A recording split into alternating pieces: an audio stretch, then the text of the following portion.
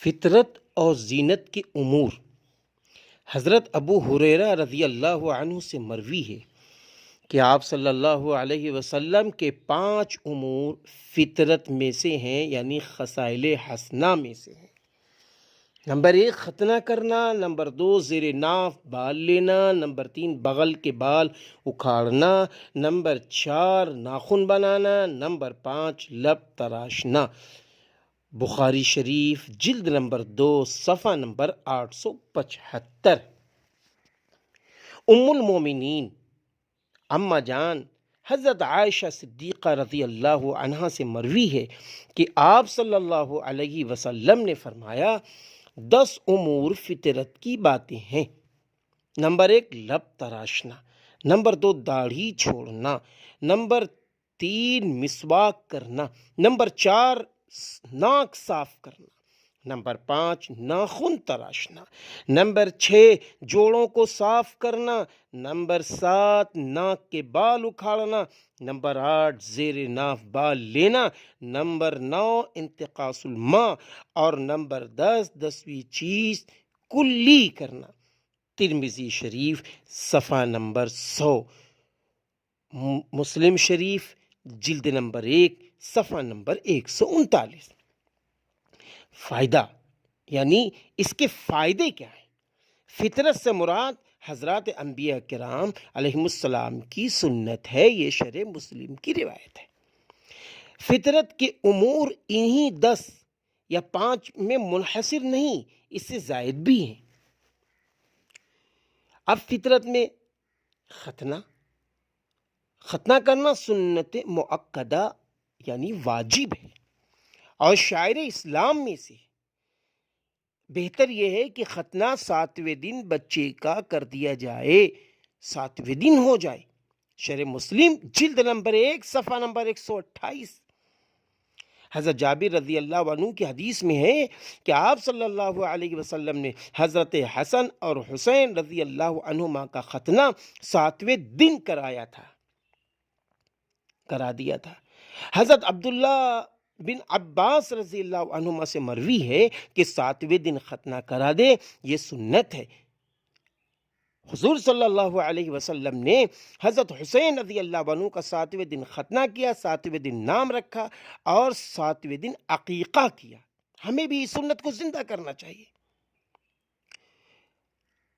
حافظ رحمہ اللہ نے لکھا ہے کہ ختنہ جلد کرا دیا جائے کیونکہ جلد نرم رہتی ہے، اس میں بڑے فوائد ہیں۔ فیض الباری میں ہے کہ سن شعور سے قبل کرا لیا جائے، اس میں سہولت ہے۔ بعض لوگ ختنے میں تاخیر کرتے ہیں، سن شعور اور بڑے ہونے پر سخت تکلیف ہوتی ہے اور سنت کے بھی خلاف ہے، اس لیے ختنہ 7ویں دن کرنا چاہیے۔ اب دوسری بات ہے، وہ کیا ہے کہ ہم فطرت کے وہ کام جس کو کہتے ہیں کہ بغل کے بال، اب بغل کے بال کیسے مڑائیں؟ اس کا مستحب طریقہ کیا ہے؟ دائیں طرف کے اول موڑنا سنت ہے، بائیں ہاتھ سے دائیں جانب کے بال اول لے، پھر اسی طرح بائیں ہاتھ سے بائیں کا لے، اگر بائیں سے نہ کر سکے تو دائیں ہاتھ سے لے لے۔ اب اسی طرح ناک صاف کرنا، بدن کے ہر عضو کی نظافت مطلوب ہے۔ بعض لوگ ناک میں ریزش رکھے ہوئے سڑ کرتے رہتے ہیں، اللہ حفاظت فرمائے، یہ منع ہے۔ انہیں چاہیے کہ ناک صاف کر لیں۔ ناک میں پانی ڈال کر یعنی چڑھا کر صاف کرنے میں سہولت ہے۔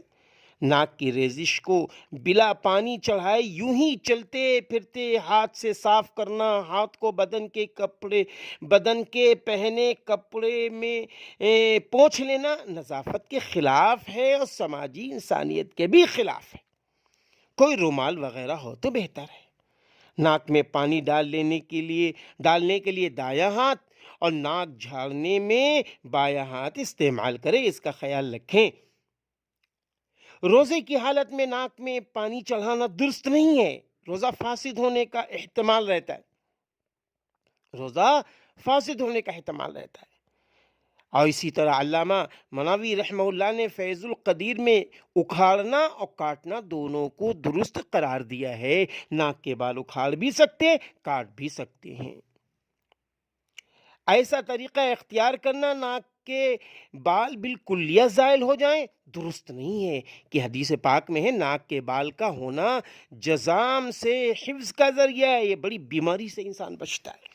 اسی طرح یہ جسم میں ہمارے اعضاء ہیں، جوڑ ہیں، جوڑوں کو صاف کرنا، اعضائے انسانی کے وہ جوڑ جہاں عموماً میل جمع ہو جاتا ہے، گرد غبار جمع ہو جاتے ہیں، کان کے سوراخ اور اس کے میلوں کو بھی صاف کرے۔ شرح احیاء میں یہ لکھا ہوا ہے۔ امام نووی رحمہ اللہ نے لکھا ہے کہ جس مقام پر بھی میل غبار جمع ہو جائے اس کی نظافت کا حکم ہے، اس کی نظافت کا حکم ہے۔ اللہ تعالی ہمیں اپنے بدن کو اور اپنے حصوں کو صاف رکھنے والا بنائے۔ اگر یہی عمل ہم سنت نبوی کی روشنی میں کریں گے تو یہ عمل کرنا بھی عبادت میں شمار ہو جائے گا۔